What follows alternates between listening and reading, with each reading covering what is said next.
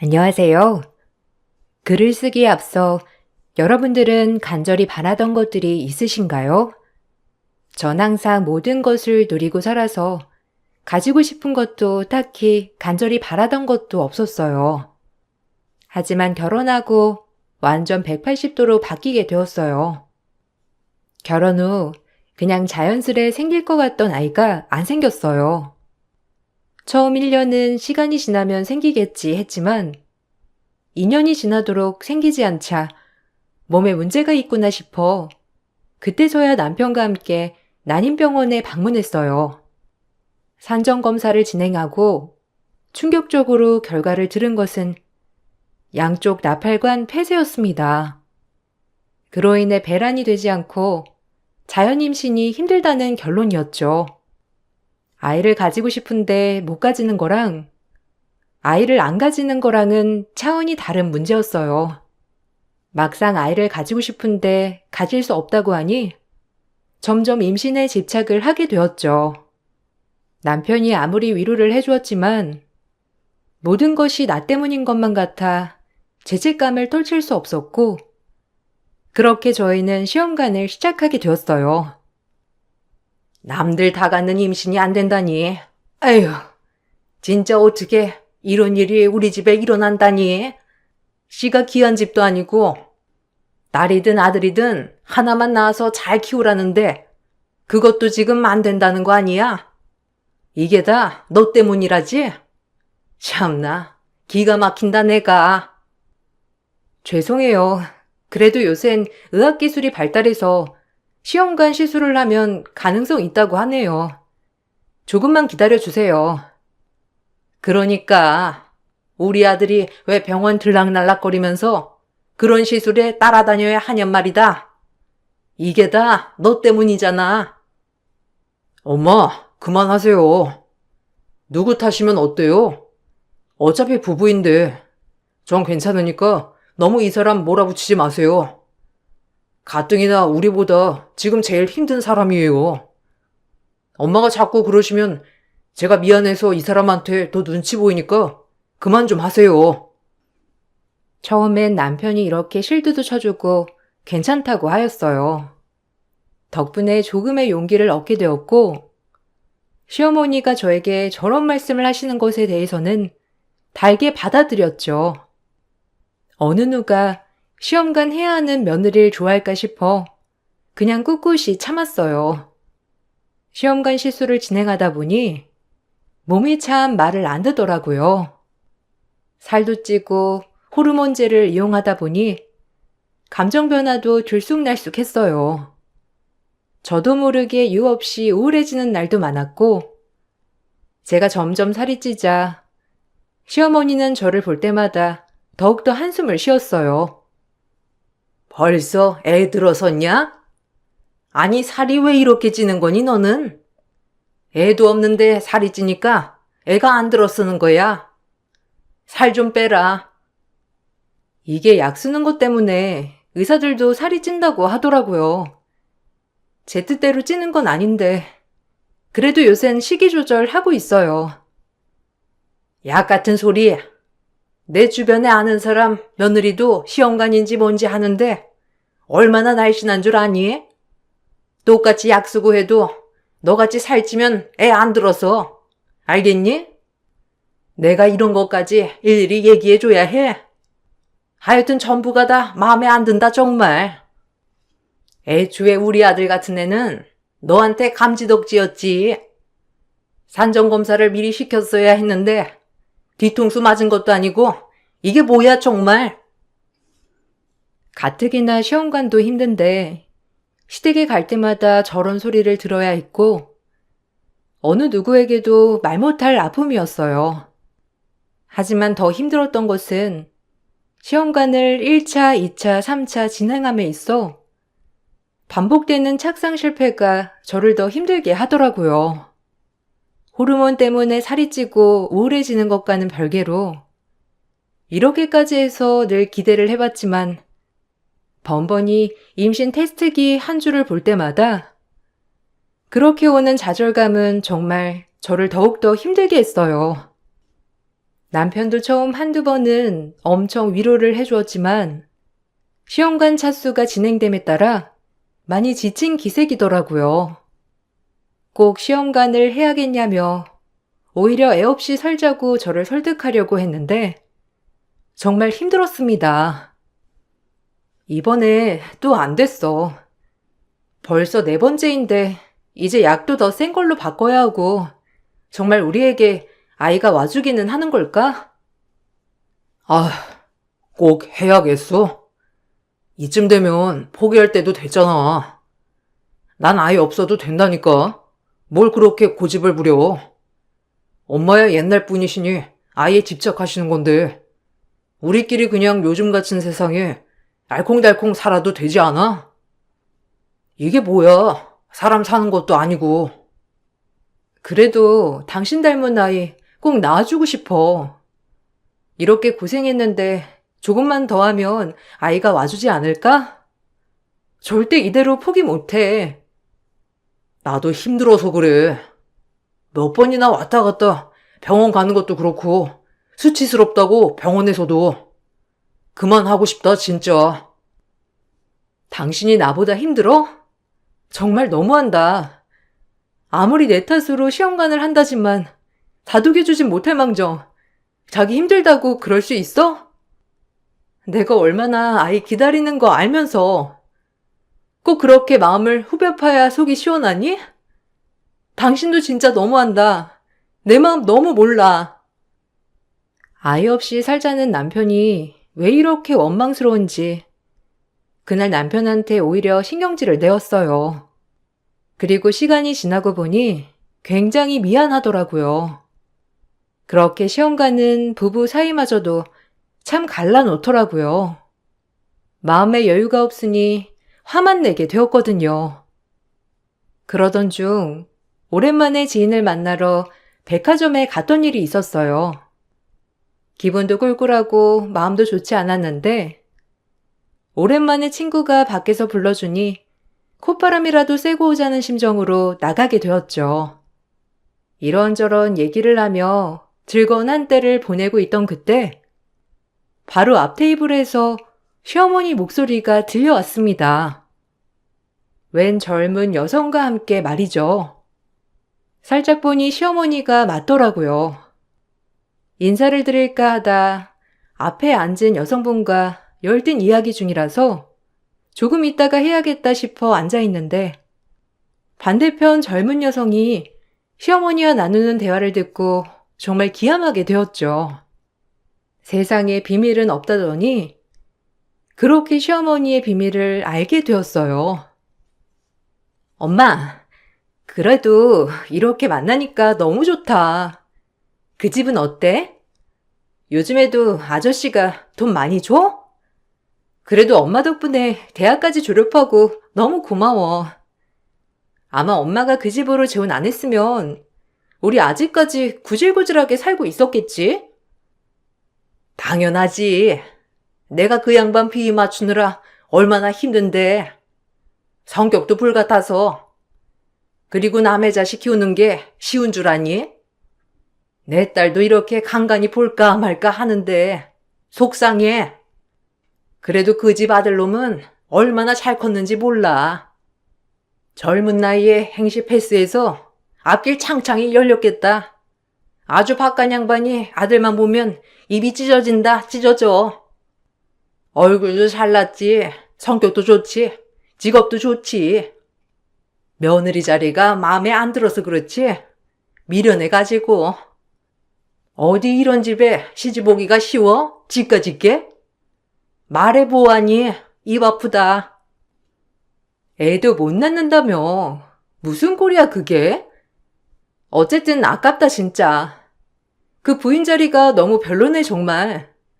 엄마도 신경 쓰이겠다. 그래도 내가 네 아빠랑 혼인신고도 안 하고 산 게 다행이지. 혼인신고 했어봐.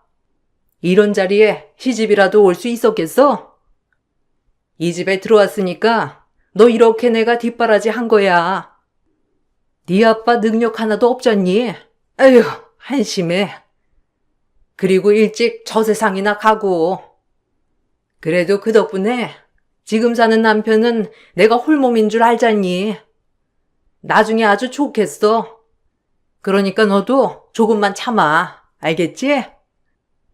제 앞 테이블에서 제가 있는 것도 모르고 그렇게 수다를 떨어대는 시어머니를 보니 기가 차서 말이 안 나왔어요. 사실 저희 시어머니는 남편을 키워준 새 어머니였거든요. 남편이 중학생 때 친어머님이 돌아가시고 아버님이 재혼을 하셨다고 했고 그때부터 남편을 키워주셨다고 했습니다. 하지만 남편에게 듣기론 어머님은 초혼이라고 들었어요. 그렇지만 오늘에서야 어머님은 초혼이 아니라 사실 재혼이고 딸까지 숨겨뒀다는 걸 알게 되었죠. 아마 혼인신고를 안 했다고 하는 거 보면 그냥 사실혼 관계에서 아이만 낳았다가 집을 나오신 것 같았어요. 정말 어마어마하더라고요. 너무 큰 비밀이라 사실 못 들은 척하고 싶었어요. 아무에게도 말할 수도 없는 거 내가 굳이 이걸 들어서 마음만 심란했거든요. 그때까진 그냥 소름이 돋지만 뭐 사정이 있겠거니 싶었어요. 사정 없는 사람 있나 싶기도 했고 이 얘기를 들춰내서 굳이 분란을 만들고 싶지도 않았거든요. 얘, 뭘 그렇게 듣고 있어? 우리 얼른 가자. 디저트 카페 내가 알아놓은 데 있거든? 이제 일어나서 슬슬 가보자. 기막혀. 참 10길 물속은 알아도 한길 사람 속은 모른다더니. 정말 알 수 없는 게 사람이다. 어떻게 참. 무슨 말이야? 무슨 일 있었어? 갑자기 알 수 없는 얘기를 하네. 밥 잘못 먹었니? 얼른 가자. 늦었다. 나중에 기회 되면 얘기해 줄게. 그래, 우리 맛있는 디저트나 먹자. 먹고 다 훌훌 털어버려야지. 안 그래? 그렇게 친구와 도란도란 수다를 떨다 집으로 귀가를 했어요. 그때까지도 머릿속에 낮에 시어머니를 마주쳤던 일들이 맴돌았지만 애써 잊으려고 했고 이걸 빌미로 시어머니 약점을 잡고 싶지도 않았고요. 하지만 이런 마음을 시어머니는 아는지 모르는지 속상하게도 그렇게 저를 쥐잡듯이 잡아대더라고요. 꼭 제가 알아서 떨어져 나가길 바라는 것처럼 말이죠. 이번에 너 안 됐다며? 진짜 결혼 전에 다 검사를 시켰어야 했는데 내 탓이지. 어쩜 너 다른 데도 문제 있는 거 아니야? 요즘 같은 시대에 시험관도 1차 만에 되는 사람들이 그렇게 많은데 왜 도대체 너만 안 되니? 너 하자 아니야? 어머님, 하자라뇨. 지금 무슨 말씀을 하시는 거예요? 말이라고 다 말인 줄 아세요? 어떻게 며느리한테 하자라고 하실 수 있어요? 아니, 내 말이 틀려? 사실 그렇다. 우리 아들 아이가 너같이 하자 있는 애 몸에서 큰다는 것도 지금으로선 찝찝해. 알아? 나이도 많은 것도 아닌데 애가 안 들어서면 분명 더 문제가 있는 거지. 그렇게 병원을 다니는데 돈만 내버리고 소득이 없어. 어머님이 돈 보태주시는 거 아니잖아요. 그리고 막말하지 마세요. 저도 참고 있으니까요. 어머님 그 막말 진짜 지겹네요. 당신 그만 못해? 진짜 요새 왜 그래? 여기가 어디라고 언성을 높여? 엄마가 걱정돼서 한 말 같은데 그냥 걱정해 주시나 보다 하면 될 것이지. 꼭 그렇게 따지고 들어야 돼? 마음 좀 곧게 써. 당신 힘든 거 아는데 그래도 최대한 여유를 가져봐. 당신도 똑같아. 지금 그런 말이 나와? 어머님이 나한테 한 막말은 막말이 아니고 내가 말한 건 크게 잘못한 건가 보지? 내가 말했잖아. 엄마한테 잘하라고. 나 키워주신 분이야. 그런 분한테 이렇게 대드는 건 아니지. 그만하자. 눈물이 주르륵 났어요. 무엇을 위해 홀로 이러고 있나 싶기도 했고, 아이가 안 생기니 정말 모든 불화가 시작되는구나 싶었죠. 아이를 포기할까 싶은 생각도 수십 번, 수백 번 들었지만 정말 포기가 되지 않았어요. 울며 겨자 먹기로 5번째 실수를 했을 때 희미하게 임신 테스트기에 2줄이 선명하게 찍히더라고요. 전 그 모습을 보고 드디어 됐구나 싶었죠. 너무 좋아 남편에게 알렸고, 아이 없이 살자던 남편도 그 얘기를 들으니 정말 너무 좋아하더라고요. 당장에 시댁에 전화도 넣었고, 아이가 없이 살자고 했던 남편이지만 막상 임신을 했다고 하니 정말 그 표정을 잊을 수 없이 너무 좋아했던 남편이었어요. 고마워 진짜. 고생했어. 2줄이라니. 우리 그럼 아이 생긴 거야? 진짜 와 믿기지가 않네. 너무 고마워. 잘할게. 아니야. 자기도 고생했지. 아, 우리가 부모가 된다니. 너무 설레고 기쁘다 정말. 자기도 고생 많았어. 그리고 미안했어. 이러고 있을 게 아니라 엄마랑 아빠한테 전화 넣어야지. 얼마나 좋아하실 거야. 애기 들어섰다면. 엄마도 이제 마음 많이 풀리셨을 거야. 이제 자기 임신했으니 막말도 안 하실 거고. 그러니까 당신은 꽃길만 걸으면 된다 이거야. 좋아하는 남편을 보니 여기까지 꾹 참고 달려온 게 보람이 되더라고요. 저렇게 아이를 좋아하면서 없이 살자고 했구나 라는 생각이 들면서 한편으론 굉장히 미안했고요.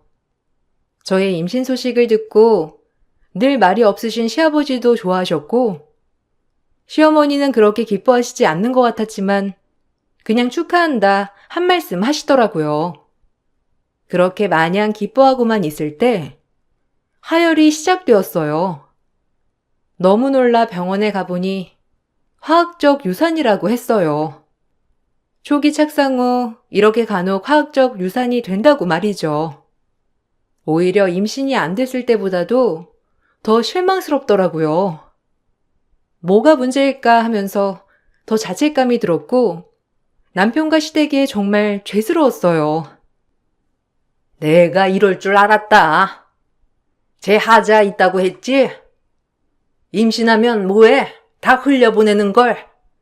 그렇게 난리칠 때부터 알아봤어. 참나, 어떻게 가진 귀한 아이인데 흘려보내길.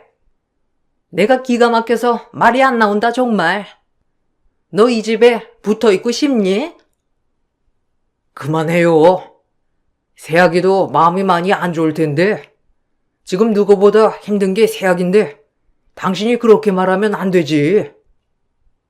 제 말이 틀렸어요? 당신도 얼마나 아이 기다렸어요.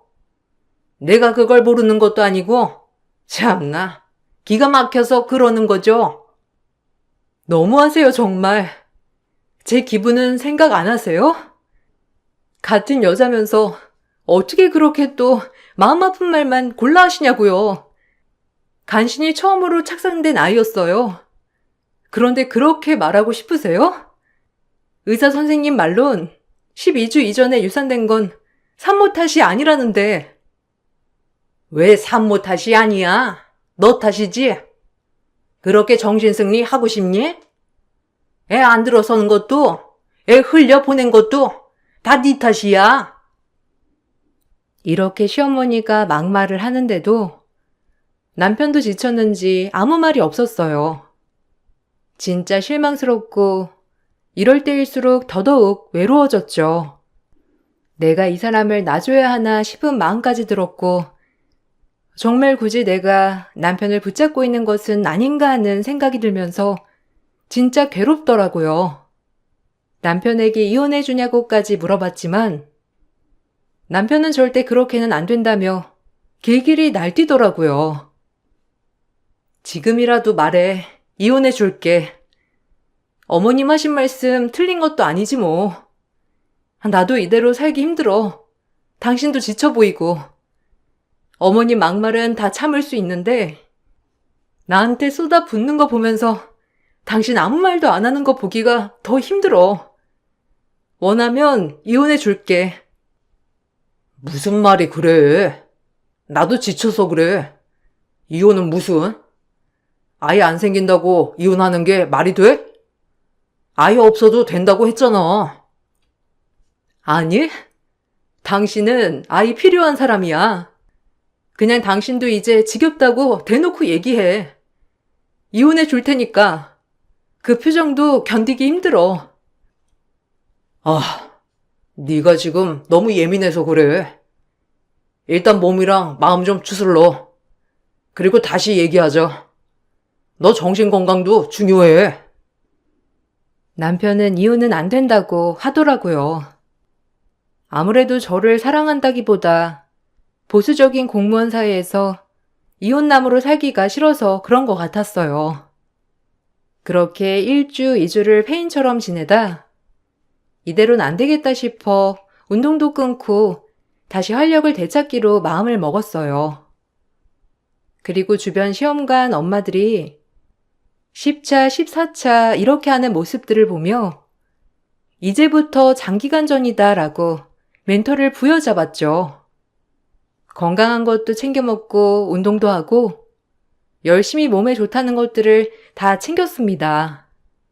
일단 꾸준한 멘탈 관리를 위해 힘을 썼어요. 그래도 요새 많이 체력도 좋아지신 것 같아요. 이제 꽤 차수도 오래됐는데 힘을 잃지 마세요. 아이가 조금 늦게 오는 거랍니다. 발이 작잖아요. 그러니까 천천히 오는 거라고 생각하고 마음 다스리는 게 환자분한테도 참 좋은 일일 거예요. 감사합니다. 이렇게 위로를 받으니까 조금 힘이 나네요. 기다리면 언젠간 오겠죠, 우리 아기. 그러니까 잘 기다려 봐야죠. 가족보다도 의사 선생님이 오히려 위로를 많이 해주더라고요. 가장 크게 와닿았던 말이 아이 발이 작아서 오는데 시간이 걸린다는 말. 정말 마음 깊이 와닿았어요. 그래, 우리 아기 너무 작아서 오는데 시간이 걸릴 거야 하며 힘을 내서 시험관 시술에 박차를 가했어요. 6번째, 7번째 줄줄이 실패. 그래도 무너지지 않았고 내 몸이 닿을 때까지 끝까지 놓지 않겠다는 일념 하나로 정말 최선을 다했습니다. 지난번처럼 좌절보다는 오히려 다음에 한 번 더라는 마음으로 마음을 다스렸어요. 시간이 굉장히 많이 흘렀고 다달이 할 수 있는 시술이 아니었기에 정말 장기전이 되는 싸움이었습니다. 그래도 힘을 내면서 이렇게 마음을 다스리니 정신적으로도 건강해졌죠. 반복된 실패에도 다시 일어설 수 있었거든요. 그리고 8번째, 9번째, 대망의 10번째, 드디어 전 임신에 성공했어요.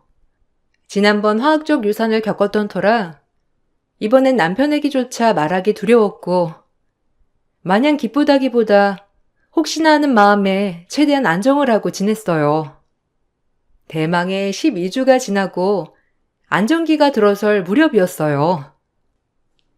이제 좀 마음 놓으셔도 될 것 같아요.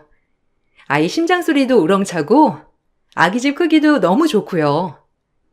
지금부터는 유산 확률도 떨어지니 조금 마음의 여유를 가지셔도 될 것 같아요. 너무 축하드립니다. 그동안 고생하셨어요. 이제 출산병원으로 서류 써드릴게요. 아, 감사합니다. 선생님 정말 감사해요. 이게 다 선생님 덕분이에요. 오늘 가족들한테 임신 공개할 생각에 너무 설렜네요.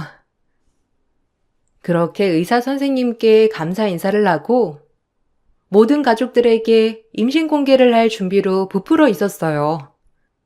아이도 건강하고 이제부턴 유산 확률이 확 떨어졌다는 말에 안심을 하고 말이죠. 10번째 시험관 시술 성공 후 시댁에 먼저 도착해보니 시어머니가 웬 만상녀와 장어를 먹고 있더라고요. 누구지? 하고 동네 뭐 아시는 분인가 해서 어머님을 불러보았습니다. 어머님은 놀란 기색도 없으셨고 저를 보자마자 이젠 넌 끝이다 하는 표정으로 말하더라고요. 정말 어이가 없이 말이죠. 아, 참. 네가 웬일이냐?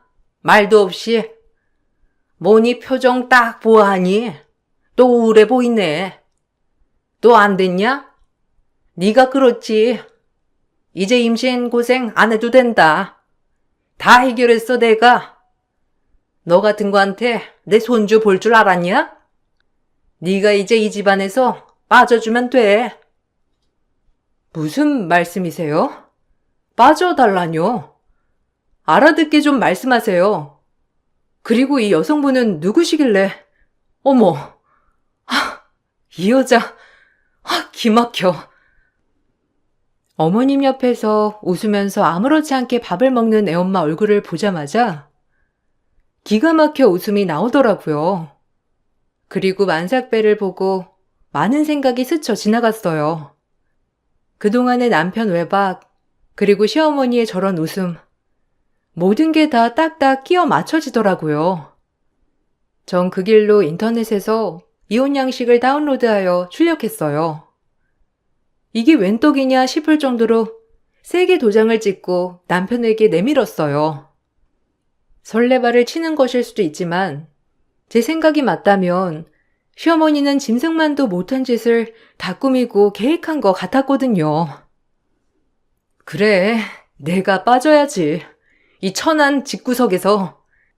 시엄마는 초혼이라고 숨기고 시집와서 지 딸을 며느리로 둔갑시켜 데리고 들어와. 아무것도 모르는 이 남편이란 놈은 그 딸 임신시켜서 나 몰래 애 낳을 생각까지 해. 진짜 천박해서 말이 안 나온다. 완전 TV 출연감이야 이건. 너, 네가 임신시킨 그 여자 네 새엄마 친딸인 거 알고 있니? 다 네 엄마 계략에 노란한 거야. 알아? 뭐? 무슨 소리야? 엄마가 딸이 있다니? 난 그냥 엄마가 소개해준 여자를 만났을 뿐인데. 어차피 너한테 애기 보긴 글렀다면서. 그게 무슨 소리냐고.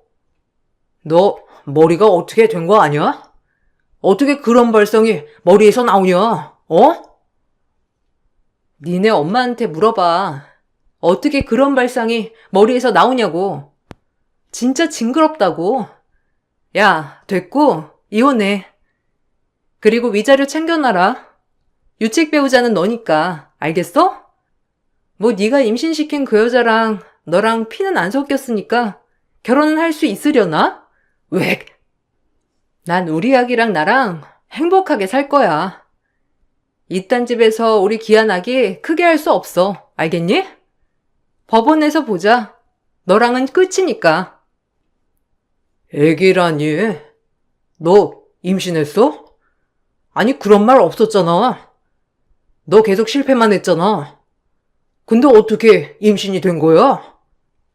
엄마, 어떻게 된 거예요? 엄마 딸이라니. 그리고 얘가 하는 말이 다 사실이에요? 그럴 리가 없잖아요. 안 그래요? 아니라고 말해줘요.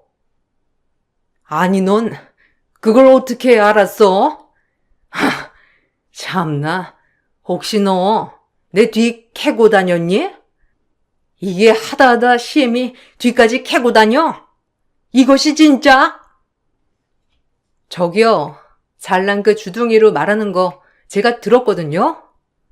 그러게 앞뒤 사방 뚫린 데선 입조심을 하셨어야지. 다 큰 백화점에서 우리 딸. 참나, 남말은 새가 듣고 반말은 지가 듣는 데써요. 그걸 제가 들어버렸고요. 세상에 비밀은 없죠? 이 정신 나간 아줌마야. 시어머니는 제가 한 말을 듣고 입이 떡 벌어졌고 그 딸 또한 입이 벌어져서 아무 말도 못하더라고요. 그리고 놀랬는지 배가 아프다며 시어머니에게 병원을 가야 한다고 했고 전 그래도 눈 하나 깜짝하지 않았습니다. 그냥 다 소름이 돋았거든요. 그리고 남편은 제가 임신했다는 말에 눈이 휘둥그레졌더라고요. 더 이상 왈가왈부하고 싶지도 않고 말도 섞고 싶지 않았어요. 설사 남편이 저와 이혼할 생각까지 없었다고 하더라도 다른 여자와의 사이에서 아이를 가질 생각을 했다는 게 소름이었어요. 이런 인간을 믿고 내가 살았나 싶은 생각과 시어머니와 만삭녀, 즉 그 딸, 그리고 남편 이 셋을 보고 있으니 정말 짐승보다 못하다고 느껴지며 역겨웠어요.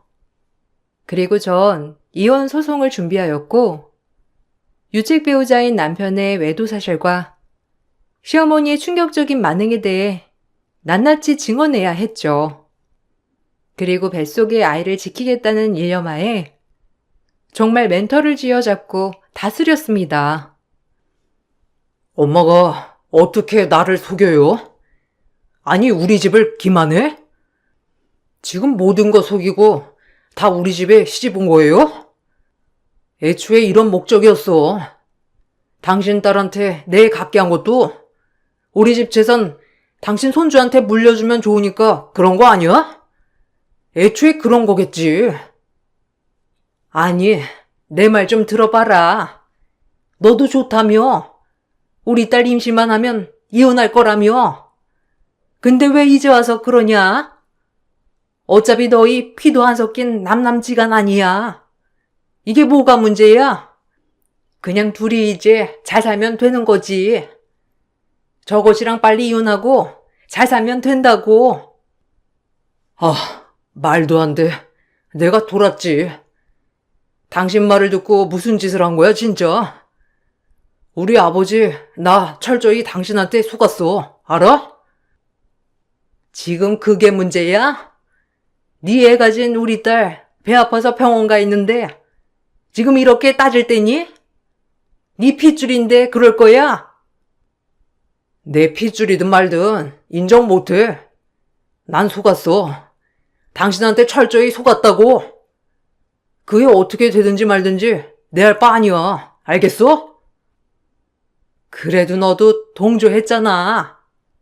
사실은 아이 갖고 싶어서 내 말에 따른 거 아니니?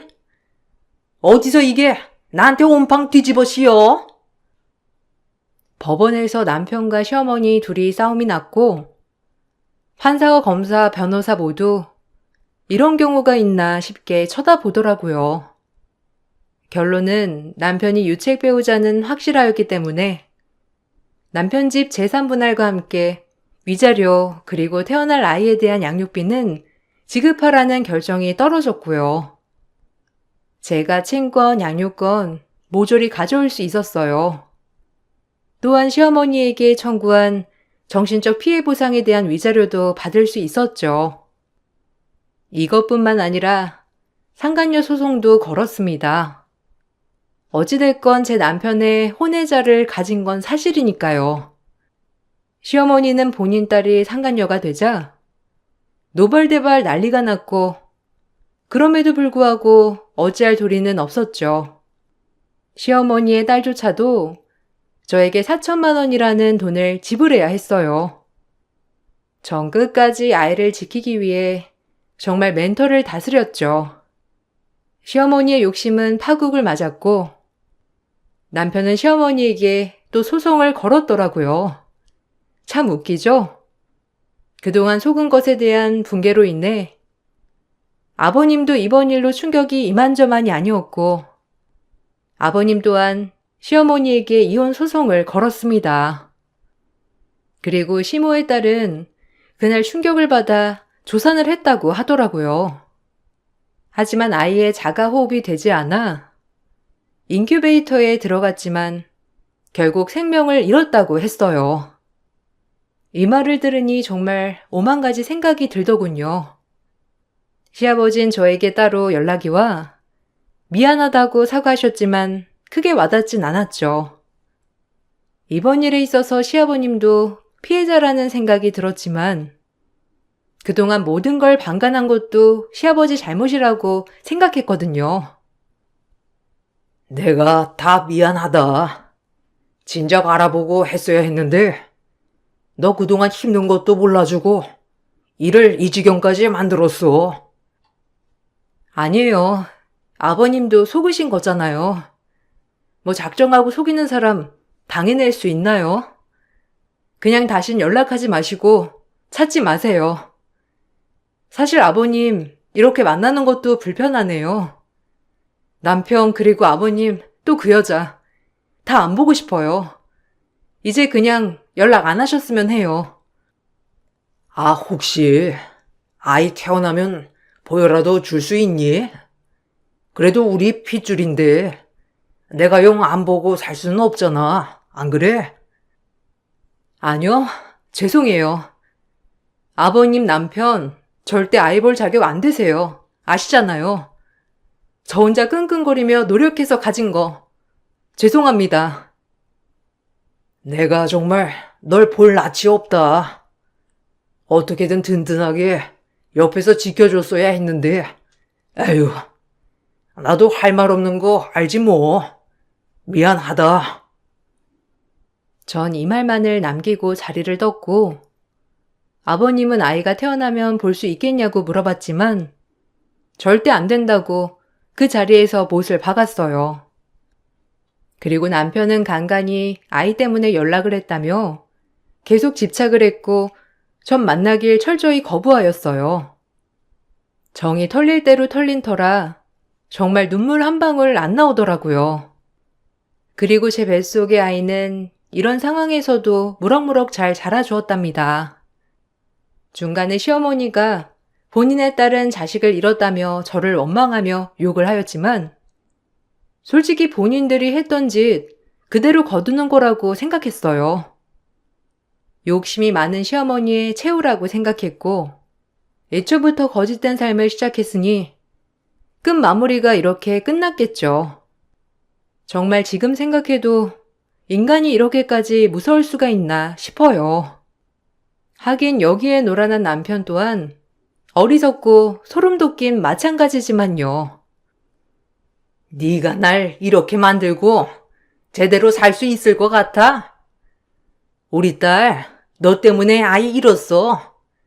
네가 난리만 치지 않았더라도 조선할 일이 뭐가 있냐고. 하필 이때 애가 들어섰니? 네 애가 세상을 떠났어야지. 왜 우리 딸이 힘들게 희생해야 하냐고. 너만 아니면 이 집에 며느리로 들어와 알콩달콩 우리 가족 행복하게 할 수 있었을 텐데. 감히 네가 망쳐? 니까짓 게? 용서 안 해. 용서 같은 소리 하네. 아줌마한테 용서받고 싶은 맘 일체 없고요. 여기저기 소송 비용이랑 위자료 비용이나 준비하셔요. 당신 딸 그렇게 된 거 내 탓이 아니라 당신 욕심 탓이니까. 평생 후회하고 반성하고 살아. 남의 눈에 눈물 내면 원래 본인 눈에는 피눈물 나는 거니까. 다신 전화하지 마세요. 태교에 안 좋으니까. 정말이지 소름 돋고 짐승 같은 아줌마. 정말 진절머리나. 전 전화를 끊어버리고 집도 다 이사를 했어요. 남편은 하루가 멀다 하고 찾아와 간청하고 빌었지만 절대적으로 마음이 돌아서진 않았고요. 그렇게 시간이 지나 건강한 사내아이를 출산했답니다. 어찌나 눈에 넣어도 안 아플 것 같던지 요즘엔 아이 재롱 보는 맛에 살고 있어요. 아이가 주는 행복, 기쁨, 이 세상 무엇보다도 기쁘더라고요. 남편은 아이를 보기 위해 저에게 소송을 걸었지만 아직 아이가 매우 어리기 때문에 면접은 따로 하지 않고 있고 제가 보여주고 싶지 않아도 법으로서 보여주긴 해야 한다고 하더라고요. 남편이 제일 후회한다고 제발 봐달라고 하지만 정말 코웃음만 났어요. 그리고 아이를 힘들게 가진 만큼 정말이지 모든 걸 다 해주고 싶은 마음이랍니다. 비록 남편도 없는 싱글맘이 되었지만 충분히 좋은 가치관을 정립시켜주며 키워줄 수 있을 것 같아요. 엄마는 위대하니까요. 다행히 금전적으로 여유도 있고 아이가 조금 크면 원래 다녔던 회사에 복직도 할 예정이라 아이 하나는 충분히 키울 수 있을 것 같습니다. 그래도 이 삭막한 세상에 제 아들이 제가 살기 위한 희망을 불어넣어 주네요. 여러분들도 제 글을 읽고 용기를 얻으셨으면 좋겠어요. 남들에게도 일어나기 쉬운 일은 아니지만 이번 일을 겪어보니 더욱더 용기가 생겨요. 싱글맘의 삶을 응원해 주시길 바라며 이만 글을 마치겠습니다. 감사합니다. 안녕하세요. 이곳에다 사연을 신청하려다 보니 많이 어색한 부분도 있고 제가 겪었던 삶을 여러분들께 잘 표현할 수 있을지 걱정이 되기도 하네요. 과거부터 지금까지 살아오면서 정말 힘든 날들의 연속이었던 것 같아요. 과거에 지워지지 않는 아픔은 언제나 제 발목을 잡고 놓아주지 않고 있습니다. 눈을 뜨거나 밥을 먹거나 샤워를 하거나 자기 전까지도 사건이 시작되고 난 이후 제대로 된 생활을 할 수가 없었어요. 제발 이제 그만 떠올리고 싶은데 여기에 사연을 올리면 제 마음 어느 정도 치유받을 수 있을 것 같아 용기 내서 신청하게 되었습니다. 그러니 부디 지나치지 마시고 제 사연 꼭 들어주셨으면 좋겠어요. 결혼하고 가정을 꾸리신 많은 분들께서 어느 정도 아이도 크고 자리가 잡혀있는 가정이라면 뭐가 제일 먼저 떠오르시나요? 저는 저희 남편이 오늘 하루 아무 일 없이 무사히 집에 돌아오게 해달라고 매일 기도합니다. 살다 보니 그런 부분들이 불안해지더라고요. 아이가 커가고 점점 안정된 삶을 사는데 지금 이 순간 열심히 일하고 들어오던 남편이 갑작스런 사고라도 나게 되면 그동안 쌓아왔던 모든 게 한순간 와르르 무너져버리는 그런 불행이 저는 항상 걱정이 되었습니다. 남들은 잘 살아오고 있는데 무슨 걱정이 그리 많냐고 걱정할 필요 없다고 하지만 제가 어렸을 적 비슷한 경험을 겪었기 때문에 저에게도 그런 불행이 오게 될까봐 걱정이 됐었거든요. 예전에 저희 아버지께서 택시 운전기사였는데요. 어느 손님이 부산으로 급하게 가야 할 일이 있다며 아버지 택시에 올라탔고 아버지는 그날 엄마 생일이어서 일찍 들어가 봐야 한다며 죄송하다고 얘기했지만 막무가내로 나오는 바람에 서울에서 부산까지 운전을 하게 되었어요. 그렇게 부산에 손님을 내려드리고 새벽 늦게 집에 올라오고 있는데 하루 종일 운전한 상태에서 부산까지 왕복을 하게 되면서 몸에 무리가 많이 왔었나 봐요. 결국 졸음 운전으로 가드레일을 정면으로 받치게 되면서 세상을 떠나고 말았습니다. 그렇게 집안의 기둥이 무너지게 되면서 저희 집안은 한순간에 무너져 내리게 되었어요. 그래도 부족함 없이 잘 살아왔던 저희 집안이 위태로워지다 보니 엄마가 밖에서 한평생 해본 적 없었던 식당 일을 해야만 했었습니다. 아버지가 없다 보니 그런 영향이 저한테까지 오게 되었어요. 엄마는 늦은 저녁 때까지 저를 먹여 살리려고 일을 해야 했고 하루하루 아버지를 그리워하며 보낸 시간에 눈물을 흘리고 있을 때 엄마는 제 앞에서는 눈물 한 방울 보여주지 않으셨지만 늦은 새벽 이불 속에서 오열하며 눈물을 흘리셨습니다. 그런 모습에 위로라도 해드리려 들어가 보면 울다 지치셨는지 아버지 영정사진을 감싸 안고 겨우 잠이 드셨어요. 그리고 술에 의존하지 않으면 하루하루 살아갈 수 없으셨습니다. 그렇게 세월이 지나면서 저희는 작은 방 하나 딸려있는 호프집을 오픈하게 되었고 매일 저녁 시간만 되면 술에 찌들어 정신 못 차리는 손님들을 보며 그런 손님을 부축해주는 엄마를 보고 있으니 너무 가슴이 아파졌습니다. 당시 초등학생밖에 안 된 저는 아무런 힘도 되어줄 수 없었고 제가 할 수 있는 건 오로지 설거지뿐이었어요. 그런데 어느 날 장사가 끝이 나고 문을 잠그고 자고 있는데 갑자기 와장창 깨지는 소리가 들리더라고요. 저는 그 소리에 너무 놀라 눈물을 흘리며 엄마 뒤에 숨었어요. 엄마는 누구냐며 소리를 질렀고 술집 안으로 들어온 건장한 남자들은 술 한 잔만 하려고 했는데 문을 안 열어줘서 부수고 들어왔다는 충격적인 말을 꺼냈습니다. 너무 어렸던 저는 그런 모습들이 무서워 엉엉 울자 술 취한 남자들은 조용하라며 소리를 지르기 시작하면서 싸움이 벌어지게 되었어요. 엄마는 당장 나가라며 소리치고 난리를 쳤지만 눈 하나 깜빡 안 하는 그 사람들은 저희 호프집을 아수라장으로 만들고 사라졌습니다. 그때가 추운 겨울날이었고 밖에서는 눈이 펑펑 내리고 있었어요.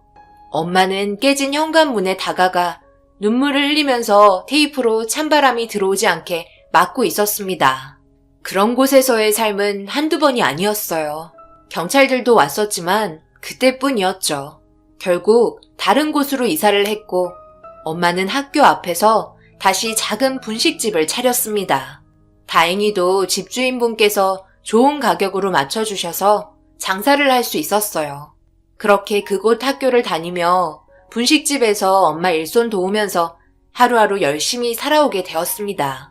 그렇게 살면서 엄마와 좋은 추억도 만들고 점점 안정을 찾기 시작했고 고등학교 졸업할 때까지 한 곳에서 머물러 있을 수 있었어요. 저도 이제 성인이 되었기 때문에 앞으로 더 많은 일들을 할 수 있었어요. 엄마는 제가 대학을 다녔으면 좋겠다고 했지만 경제적인 상황이 받쳐주지 않았기 때문에 저는 바로 취업을 시작했어요. 그리고 많은 돈은 아니지만 엄마와 함께 살아가면서 조금이나마 도움을 드릴 수 있었습니다. 그렇게 쓰러진 기둥을 다시 일으켜 세우는 데까지 거의 10년이라는 세월이 흘러버린 것 같았어요. 힘겹게 다시 일어난 만큼 앞으로 엄마와 함께 행복한 삶을 살고 싶었어요. 다른 거 바라지 않았어요. 그저 삼시세끼 걱정 안 하고 서로 웃는 얼굴 보면서 과거의 아픔 잊어버리고 엄마와 앞으로 여행도 다니면서 좋은 추억 많이 만들고 싶었습니다. 하지만 그런 사소한 소망마저도 저에겐 줄 수 없었나 봅니다. 아직도 그때 일이 잊혀지지 않는 것 같아요. 생각보다 일이 늦게 끝난 상태라서 엄마가 기다리고 있을 거라 생각하니 제 발걸음을 서둘러 재촉하기 시작했어요. 그런데 지나가다가 횡단보도 앞에 훈제치킨을 팔더라고요. 저녁도 먹지 않았던 저는 엄마와 함께 먹을 생각하며 포장해서 기분 좋게 집으로 향했어요. 그리고 현관문을 열면서 엄마를 부르며 집 앞에서 치킨 팔길래 사가지고 왔다며 방문을 열었는데 저에게 등을 보인 모습으로 무언가 열심히 작성하고 계셨습니다. 그래서 엄마를 껴안으며 뭐하고 계신지 물어봤어요. 엄마, 뭐하고 계시길래 말도 없고 아는 척도 안 해요? 저 안 보고 싶었어요? 치킨 사왔어요. 저 안 와서 저녁도 안 드셨죠? 주방에 보니까 음식 하나 해 드신 것도 없이 식기도 그대로던데. 가계부 쓰고 계셨어요? 엄마, 정신 차려봐요. 일어나 봐요. 왜 아무런 대답이 없어요? 제발 일어나 봐요. 여기 사람이 쓰러졌어요. 도와주세요. 옆 동네에서 제 목소리를 듣게 된 주민분께서 저희 집으로 급하게 오셨고 바로 사태 파악을 하셨는지 구급차를 불러 응급실로 향했어요. 하지만 엄마는 구급차에 타기 전부터 세상을 떠난 상태였어요. 그리고 알게 된 사실은 그동안의 피로 축적으로 과로사로 인한 뇌출혈이었습니다. 얼마나 힘들고 피곤했으면 과로로 쓰러지기까지 하신 건지 저에겐 항상 웃음만 보이며 건강하셨는데 엄마는 그렇지 못하다는 걸 알고 계셨나 봐요. 보고 싶어 목 놓아 울어봐도 엄마는 제 목소리를 듣지 못했어요. 제발 저 혼자 놔두고 가지 말라고 애원해도 제 손을 잡아주지 않으셨어요. 집에 있을 때만 해도 몸이 따뜻하셨는데 엄마의 몸은 금세 차가워지셨습니다. 비명을 지르며 제발 일어나라고 가슴을 치고 수십 번, 수백 번 엄마를 불러 외쳤는데 결국 저는 엄마의 손을 놓치게 되었고 먼저 세상을 등지고 마셨습니다. 정말 조금의 여유가 생기게 되었는데 이제 행복할 수 있는 시간이 다가왔는데 맛있는 것도 먹고 여행도 다니면서 추억 하나하나 쌓아가기로 했는데 저에게 말 한마디 하지 않고 떠난 엄마가 너무 원망스러웠어요. 원하지 않았던 엄마의 장례를 치르고 만신창이가 된 몸으로 집에 도착해 떨리는 손으로 현관문을 잡은 상태로 한참을 서 있었어요. 문을 열면 엄마가 저를 보며 밝게 웃으며 반겨줄 것만 같은데 차마 문을 열지 못하겠더라고요. 여는 순간 제가 상상했던 순간들이 전부 사라지고 어두컴컴하고 차가운 공기만 남은 현실이 보일까봐 너무 두려웠습니다. 그렇게 한참 동안 현관 앞에서 주저앉아 울고 있었을 때 계단에서 올라오던 한 사람이 있었어요. 고개를 푹 숙이고 울고 있는 제 앞에서 걸음을 멈추더라고요. 저는 고개를 들었고 저에게 손수건을 건네던 남자는 옅은 미소를 띄었어요. 무슨 일인지 모르겠지만 눈물은 오늘만 흘리세요.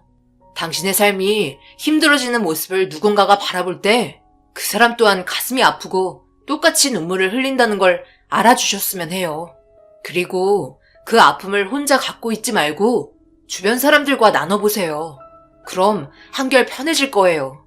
제가 그렇게 도움을 받아서 아픔을 딛고 일어설 수 있었거든요. 저와 처음 마주한 남자의 차분하고 조용한 목소리와 저에게 건네준 손수건은 제 마음을 어느 정도 진정시켜 주었어요. 그리고 누군가 바라볼 때 똑같이 힘들어한다는 말에 하늘에서 저를 바라보고 계신 부모님께서 가슴 아파할 것 같은 생각이 스치게 되었습니다. 제가 이렇게 매일 눈물로 삶을 살아가는 걸 부모님 또한 원치 않을 것 같았어요. 그래서 저는 용기 내 현관문을 열고 들어갔습니다. 그리고 그날 모든 걸 눈물로 쏟아냈어요. 회사에서는 저에게 며칠의 시간을 주었고 마음 충분히 추스르고 다시 출근했습니다. 돈을 벌어야 하는 목적이 사라져서 매일 똑같이 움직이는 기계처럼 생활했지만 그래도 눈물은 흘리지 않았어요. 그런데 어느 날 야간 근무를 끝내고 집에 들어왔는데 누군가 저희 집 초인종을 눌렀고 현관문 밖에서 들린 목소리는 저에게 손수건을 건넨 윗집 남자였습니다. 조심스럽게 문을 열어보니 저에게 검은 봉투를 살짝 열린 문틈으로 밀어 넣어 주었어요. 건네받은 저를 바라보며 힘내라며 밝은 웃음으로 바라봐 주었고 계단으로 다시 올라가는 모습을 바라본 후 현관문을 닫았습니다. 그리고 봉투 안에 들어있던 건 귤 몇 개가 들어있었어요. 하지만 그게 끝이 아니었어요. 내일 현관문을 두드렸고 귤이 담긴 봉지를 저에게 건넸습니다. 그만하시라고 말을 해도 현관문을 열어주지 않아도 현관문 손잡이에 걸어두었고 힘내라는 쪽지를 건네주었어요. 반복되는 일상 속에 갑자기 저에게 접근한 남자의 밝은 모습이 저에게 도움이 되기 시작했고 웃음을 잃었던 얼굴에 미소가 지어지기 시작했어요. 그리고 알게 된 건 자신도 부모님이 사고로 동시에 돌아가시게 되면서 정말 힘든 삶을 살아왔었는데 옆집 할머니께서 집에 홀로 남겨진 자기에게 빵과 우유를 매일같이 주면서 힘내라고 얘기했었고 자기가 살아야 할 이유가 생기게 되었다며 과거의 일들을 풀어놓게 되었어요. 그리고 그런 모습 나빠 보이지 않아 밖에서 간단하게 밥 한 끼 할 수 있는 사이가 되었습니다. 저에게 친구가 한 명 생기게 되었던 거죠. 처음부터 모든 걸 터놓은 상태여서 그런지 이 남자와 대화할 때는 마음이 편하고 심적 안정을 느끼게 되었어요. 그런 시간들이 점점 길어지게 되면서 저는 사랑이라는 감정을 느낄 수 있었습니다. 그리고 남편도 그렇고 저도 마찬가지로 부모님 없이 결혼을 진행했어요. 가진 게 없었기 때문에 아주 조촐하게 식을 진행했고 저희는 부부가 되었습니다. 저에게 불쑥 찾아온 이 남자가 남편이 될 거라고 전혀 생각하지 못했지만 정신적으로 힘들어하던 저를 잡아주고 옆에서 채워주는 모습이 너무 고마웠고 감사했어요. 함께 행복하게 살면서 엄마와 하지 못한 것들을 남편과 함께 하면서 새로운 삶의 추억 하나하나 쌓아나가기 시작했습니다. 점점 밝아지는 얼굴빛을 화장실 거울을 보며 느낄 수 있었고 뱃속에서는 사랑의 결실인 아이가 자라고 있었어요. 여보, 오늘 집에 일찍 들어올 거죠? 어제도 일찍 들어온다고 해놓고 12시 넘어서 들어왔잖아요. 걱정돼서 마음을 놓을 수가 없어요. 이제 당신은 혼자가 아니라는 거 잘 알고 있어야 해요. 저랑 우리 뱃속에 있는 아이 생각하면서 일할 때 항상 조심하고 또 조심해야 하는 거 절대 잊으면 안 돼요. 알겠죠? 오늘은 꼭 일찍 들어와요. 혼자 있는 거 무서워요. 남편이 옆에 있을 때는 심적으로 안정을 찾는데 남편이 출근을 하는 순간부터 저는 떨어져 있는 게 두려웠어요. 아무래도 과거의 아픈 추억들 때문에 또다시 혼자가 되는 그런 삶이 부메랑처럼 되돌아올까봐 무서웠고 매일 무사히 돌아와 줄 수 있게 도와달라며 하늘에 기도했습니다. 남편이 하는 일은 건설 현장에서 단순 작업을 했었기 때문에 매일 불안했어요. 안전하게 한다고 하지만 언제 어떻게 다칠지 몰라 걱정이 많이 되었어요.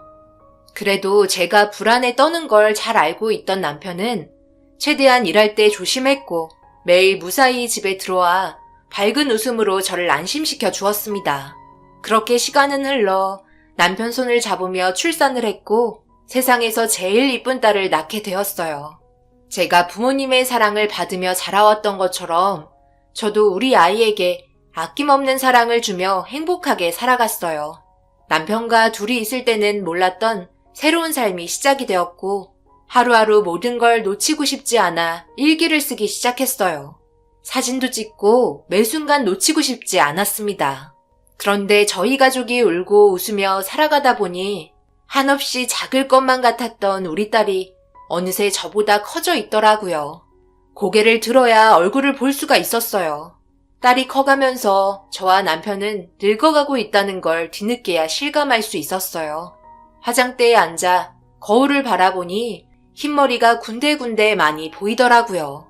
주름이 자글자글한 게 예전에 남편이 이쁘다고 했던 얼굴은 찾아보기가 힘들었네요.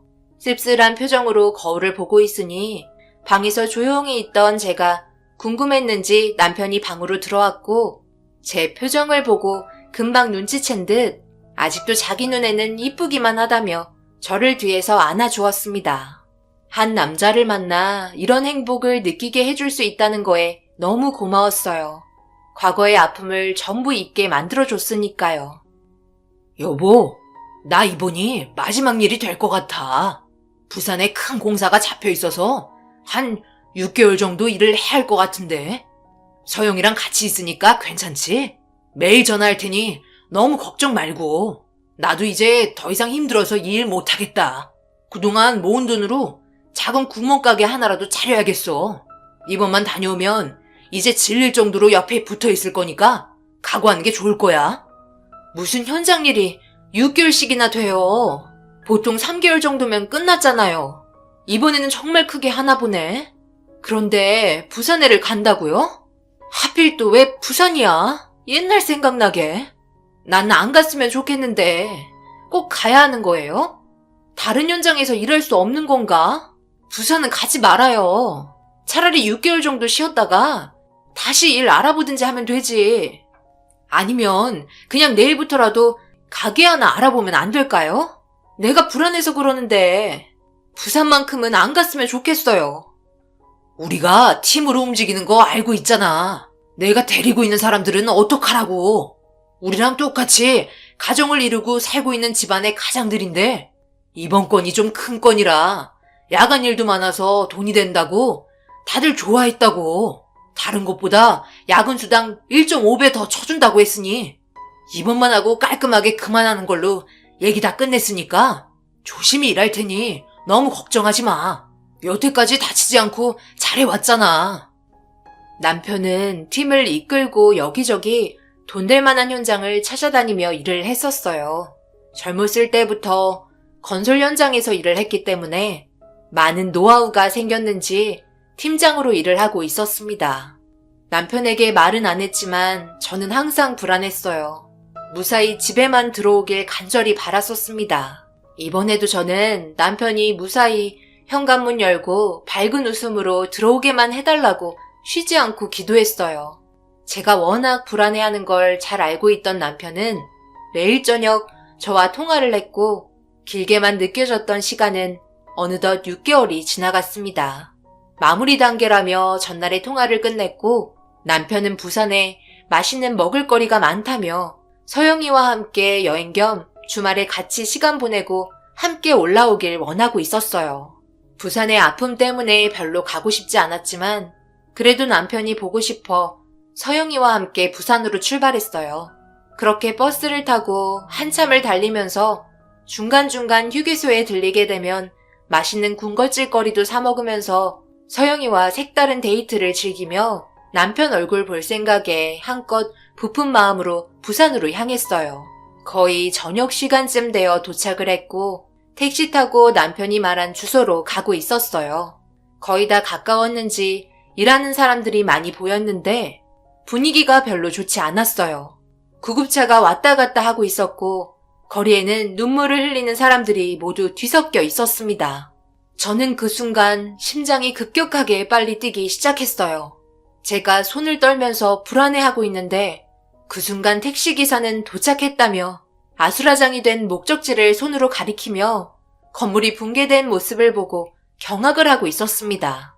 저는 과거에 있었던 일들이 생각나기 시작했고 떨리는 목소리로 서영이에게 아빠한테 전화해보라며 다급하게 말하기 시작했고 서영이는 제가 말하기 전에 벌써 아빠한테 전화를 하고 있었어요. 그런데 남편의 전화는 꺼져 있다는 소리만 반복해서 들려왔습니다. 수십 번, 수백 번 전화를 해도 남편은 받지 않았어요. 저는 오열하며 급하게 현장으로 달려갔는데 위험하다며 저를 막아선 분들 때문에 남편이 현장에 있는 것 같다며 살려달라고 애원을 했어요. 그런데 예전에 저희 집에서 식사를 같이 했던 남편과 친분이 있었던 팀원 중 한 명이 저에게 다가왔고 어두운 표정으로 고개를 숙이고 있었습니다. 저희 남편은 어떻게 된 거예요? 지금 어디 있는 거예요? 별일 없는 거죠? 제발 대답 좀 해봐요. 우리 남편 전화를 안 받아요. 저기에 있는 거 아니죠? 제발 아니라고 대답 좀 해줘요. 저희 남편 빨리 데리고 와달라고요. 살려주세요. 제가 이렇게 부탁할게요. 얼굴이라도 볼 수 있게 해주세요. 제발 내 앞에 나타나줘. 제발. 당신마저 날 이렇게 떠나면 안 되는 거잖아. 왜 나에게 이런 슬픔을 주는 건데. 내가 얼마나 불안해하는지 알면서 그만 장난치고 내 앞에 나타나줘. 나랑 서영이 어떡하라고. 불안했던 느낌은 빗나가지 않았고 산사태로 인해 공장을 밀고 들어오면서 붕괴가 되었다는 말을 듣게 되었어요. 살아있을 수도 있다는 희망 하나를 서영이 손을 붙잡으며 제발 목숨만은 살려달라고 애원했습니다. 전날에 남편과 대화할 때만 해도 저와 서영이가 올 거라는 기대를 가지고 있었는지 행복하고 들떠있는 목소리였는데 더 이상 남편의 목소리를 들을 수 없게 된다고 생각하니 그동안 함께했던 추억, 제가 정신적으로 힘이 들 때 과거에 저에게 다가와 위로해줬던 기억들 전부 머릿속으로 스치기 시작했어요. 그렇게 저희는 남편의 얼굴을 확인하기 위해 그 자리를 떠나지 않았고 붕괴된 공장의 모습이 조금씩 드러나기 시작했어요. 그런데 옆에서 어떤 분이 충격적인 말을 꺼내셨어요. 토요일 마무리 작업이었기 때문에 그곳에서 책임자였던 남편이 마무리 작업하고 나온다며 차단기를 내리고 있었을 거라는 얘기를 하면서 공장에는 남편 외에는 다른 사람은 없었을 거라는 말에 결국 저는 끝까지 부여잡고 있던 정신을 놓게 되었고 그 자리에서 쓰러지고 말았습니다. 그리고 눈을 떴을 때 응급실에 누워 있었고 곁을 지키고 있던 서영이에게 아빠는 찾았냐고 물어보니 복구 작업을 계속하고 있지만 찾지 못했다며 아무래도 오래 걸릴 것 같다는 현장의 상황을 들을 수 있었어요. 병원에 누워있을 시간이 없었고 다시 현장으로 가기 위해 몸을 일으키려 하자 서영이는 저까지 어떻게 될까봐 두렵다고 눈물을 보이고 있었습니다. 하지만 딸의 목소리가 제 귀에 들리지 않았어요. 저는 택시를 타고 다시 현장으로 향했고 저녁 늦게까지 이어지는 복구 작업에도 남편은 모습을 드러내지 않았습니다. 그런데 복구 작업이 90%까지 진행이 되었는데도 남편의 흔적은 어디에서도 찾아볼 수 없었어요. 어찌된 영문인지 전혀 알지 못했고 이런 상황을 어떻게 받아들여야 할지 전혀 모르겠더라고요. 결국 산사태로 인해 공장은 무너졌지만 인명피해는 단 한 명도 없었습니다. 그런데 분명 현장에 있었다던 남편은 만날 수 없게 되자 한 번 더 찾아봐달라고 애원했고 공장 구석구석 전부 찾아봤지만 어디에도 남편은 보이지 않았어요. 하늘로 솟은 건지 땅으로 꺼진 건지 얼굴이라도 봐야 마음의 준비라도 할 텐데 그렇지 못해 더 미칠 것 같더라고요. 결국 아무것도 찾지 못한 저는 남편을 사망신고해야 하는 건지 근처의 변호사 사무실에 찾아가 물어봤어요. 아직 아무런 단서조차 찾지 못했기 때문에 사망 신고는 할 수 없다는 결론이 나왔고 실종 신고부터 하게 되었습니다. 공장 내부는 90% 회복이 되었지만 남편은 끝내 나오지 않았어요. 공장 옆에 개천 하나가 있긴 했는데 장마가 막 끝난 시점이라 토사가 흘러가고 있긴 했었어요.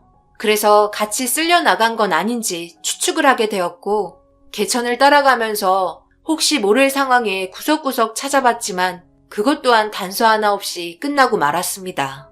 아직 제 눈으로 확인하지 않았기 때문에 남편이 세상 떠났다는 말을 믿고 싶지 않았고 언젠가 저에게 전화를 걸어 밝은 목소리로 제 이름을 불러줄 거라는 기대를 가지고 버텼습니다. 하지만 그 기간이 점점 길어질수록 기다리는 저도 지치게 되더라고요.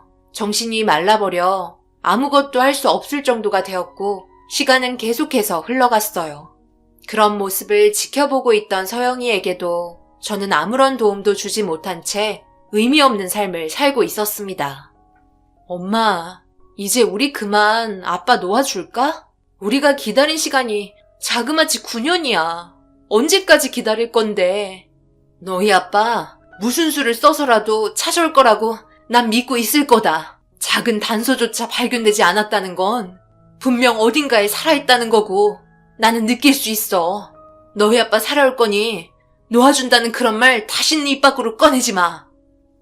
그럼 계속 이렇게 살겠다는 말인 거야? 그런 희망을 가지고 있으면 제대로 된 삶을 살면서 기다리던가. 저녁만 되면 방에서 맨날 울기만 하잖아. 아빠 사진 껴안고 울다 잠이 들잖아. 그런 모습 보는 나는 어떨 것 같은데? 왜 내 생각은 하지 않는 거냐고. 엄마, 나도 좀 살자. 제발 부탁이야. 아빠가 살아있다면 언젠간 돌아오시겠지. 그럼 그때까지 우리가 잘 살고 있었다는 모습을 보여줘야 하지 않겠어? 그러니 엄마도 이제 모든 걸 털어버리고 정상적인 삶을 살았으면 좋겠어. 딸은 자기 아빠가 세상을 떠났다고 생각하는 것 같았어요. 저는 아니었는데 딸은 그만 받아들이라고 눈물을 보였습니다. 왜 저에게 이런 일이 벌어지는 걸까요? 행복이란 단어는 저에게 어울리지 않는 것 같았습니다. 작은 방에서 눈물을 흘리며 누군가와 통화하는 딸의 목소리가 제 귀에 들려왔고 멍한 상태로 둘의 대화를 듣고 있었어요. 아무래도 우리 결혼할 수 없을 것 같아. 엄마가 점점 이상해지고 있어. 더 이상은 힘들 것 같아. 미안해. 우리 그만 헤어지자. 결혼은 할 수 없겠어. 나도 당연히 결혼하고 싶지. 하지만 나는 엄마가 우선이야. 이대로 내가 떠난다면 엄마는 어떡하라고. 너무 불쌍하잖아. 예전부터 엄마는 계속 혼자였어. 나까지 떠난다면 더 이상 살아가지 못하실 거야. 그러니 다른 좋은 여자 만나서 행복하게 살아. 오늘 용기 내서 좋은 남자 있다고 말하려고 했는데 엄마의 상태를 보니 도저히 입이 떨어지지 않네. 잘 살고 행복해. 이만 끊을게. 서영이는 전화를 끊음과 동시에 오열하기 시작했어요. 저 때문에 사랑하는 사람과 헤어지게 했다는 생각에 제 자신에게 충격으로 다가왔고 저 때문에 딸의 인생까지 엉망진창으로 만들고 있는 것 같아 이렇게 사는 건 서영이에게도 불행을 안겨주는 거라 제 아픈 마음속 깊이 접어두고 서영이 방으로 들어갔습니다. 이불 속에 파묻혀 눈물을 흘리고 있는 딸의 머리를 쓰다듬어주며 미안하다고 얘기하면서 그동안 엄마로서 딸을 방치한 잘못을 용서해달라고 했어요. 그렇게 딸의 행복을 위해 기운을 차리려고 노력했고 그런 모습에 서영이도 조금씩 미소를 보여주기 시작했어요. 앞으로 제 딸은 좋은 일들만 가득하길 바랬습니다. 제발 불행은 저에게서 끝이 났으면 했어요. 그리고 그토록 원하고 있었던 결혼식을 진행하게 되었어요. 그동안 열심히 살아왔는지 서영이 결혼을 축하해 주려고 오는 사람들이 많더라고요. 정서방은 인사하기 바빴고 행복해서 밝게 웃고 있는 서영이의 모습을 지켜보니 저도 미소가 저절로 지어졌습니다. 그렇게 식이 시작하기 전 리허설을 하려고 예식장을 둘러보고 있는데 맨 앞에 정서방이 누군가와 대화를 하고 있더라고요. 정서방의 표정이 별로 좋아 보이지 않았고 무슨 일이 있는 것 같아 천천히 그곳으로 발걸음을 옮겼어요. 그런데 신랑 측 혼주석 자리에 앉아있던 사람이 어디서 많이 본 것 같은 얼굴이라 인상을 찌푸리며 가까이 다가가 의문의 남자 앞에 서게 되었고 그 사람의 얼굴을 보는 순간 그 자리에서 털썩 주저앉고 말았습니다. 제가 그토록 보고 싶어 했던 남편이었어요. 도저히 믿기지 않아 남편을 계속해서 바라봤고 남편 또한 저를 아무 말 없이 바라보고만 있었습니다.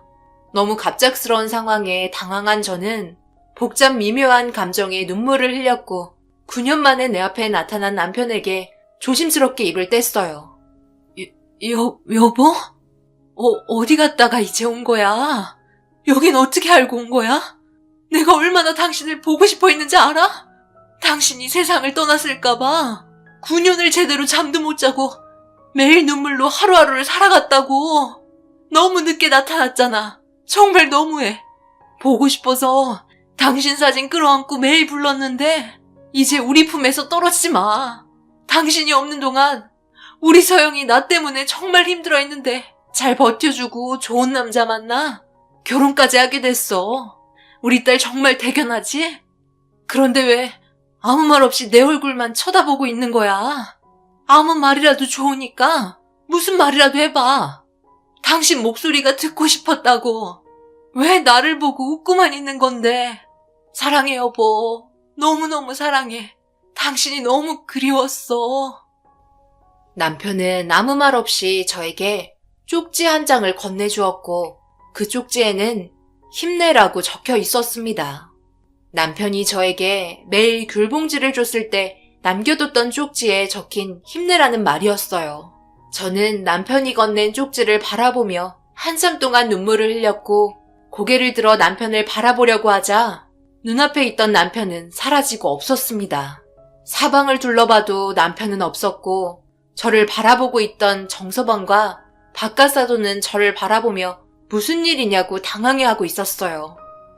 아이고, 사부인, 괜찮으세요? 정신이 드신 거예요?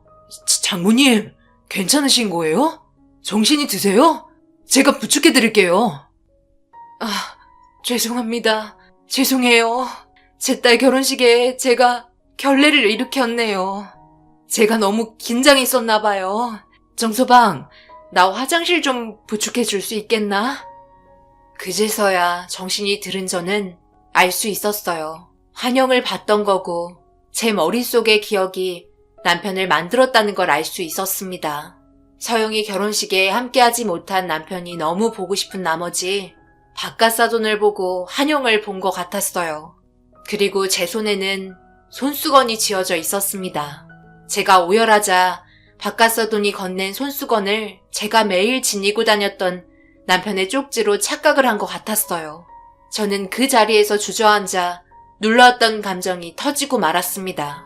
행복한 서영이 결혼식 날 눈물을 보이면 안 되는데 감정 조절이 되지 않았고 아주 잠깐이지만 남편을 보게 되어 너무 기분이 좋았었어요. 한 사람을 하염없이 그리워하다 보면 환영을 보게 된다는 말을 들은 적이 있었어요. 제가 눈물을 흘리고 있자 서영이가 놀란 듯 저에게 다가왔고 괜한 걱정과 결혼식 망칠까봐 결혼하는 모습이 실감나지 않아 눈물을 흘린 거라며 무슨 말을 하는지도 모를 정도로 횡설수설하면서 정서방의 부축을 받으며 화장실로 자리를 옮겼습니다. 그렇게 마음을 진정시킨 뒤 서영이의 결혼식이 무사히 끝이 날 수 있었어요. 정말 행복하길 바랬습니다. 모든 일과를 마치고 집에 들어온 저는 조용한 방에서 남편의 사진을 보며 잠이 들었어요. 그런데 전화가 울리기 시작했고 모르는 전화번호길래 받아보니 충격적인 소식을 들을 수 있었어요. 저희 남편으로 추정되는 흔적을 발견했다는 연락을 받게 되었습니다. 기쁨과 동시에 그동안의 희망이 한순간에 무너지는 순간이었어요. 저는 급하게 부산으로 내려갔고 주민의 신고로 발견된 곳에서 조사가 이루어지고 있었어요. 공사 현장과는 한참 떨어진 곳이었어요. 급류에 휩쓸려 떠내려와 토사에 묻혀 있다가 그동안의 세월로 인해 모습을 드러낸 것 같았습니다. 그때는 찾으려 해도 찾을 수 없었는데 우연인 건지 서영이 결혼식 날 모습을 드러냈다는 게 참 의아했어요. 확실한 건 유전자 검사를 해봐야 했지만 확실할 것 같았습니다. 얼마 남지 않은 잔해 속에 남편이라는 걸 알 수 있었던 건 이리저리 찢긴 옷이었어요. 제가 일하다가 구멍난 곳을 바느질로 메꿔준 적이 있었거든요. 그런 흔적을 찾아볼 수 있었습니다. 그렇게 검사한 결과 남편의 유전자와 일치하다는 판정을 받게 되었을 때 그제서야 확인이라도 할 수 있어서 다행이었습니다. 눈물은 멈추지 않았지만 제 곁에 항상 있어줄 수 있다는 거에 너무 감사했어요. 이 소식을 신혼여행 다녀온 뒤에 서영이에게 알렸고 납골당에서 아빠의 모습을 바라보며 하염없이 눈물을 흘렸습니다. 9년 만에 모두가 모일 수 있었네요. 저도 이제 마음 편히 살아갈 수 있을 것 같아요. 얼마 남지 않은 시간 서영이 손주 낳는 것도 보고 천천히 뒤따라 갈 테니까 그곳에서 조금만 기다려줘요. 항상 저와 서영이를 위해 열심히 살아준 여보 고맙고 미안하고 사랑합니다.